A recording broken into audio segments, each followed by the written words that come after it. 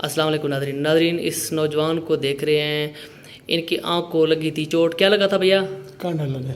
कांटा लगा था। कितना अरसा पहले? बचपन में। बचपन। अब कितनी उम्र है?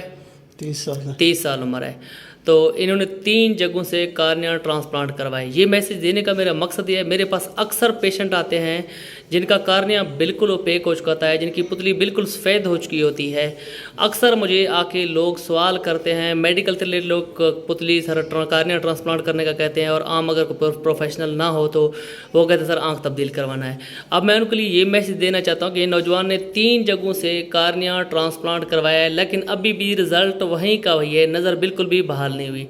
तो क्योंकि ये एक इंतहाई एक्सपेंसिव सर्जरी है, लोग मतलब कि अपने बच्चों का पेट काट कर, लोग अपने बिजनेस से पैसे निकाल कर तो इस चीज़ के ऊपर लगाते हैं।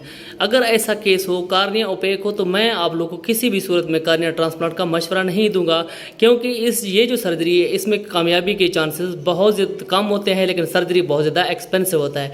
अगर कोई ऐसा केस हो जिसमें आपको कामयाबी के चांसेस 50% से प्लस नज़र आ रहे हैं, फिर तो मैं रिकमेंड करूँगा आप ट्रांसप्लांट की तरफ चले जाएँ।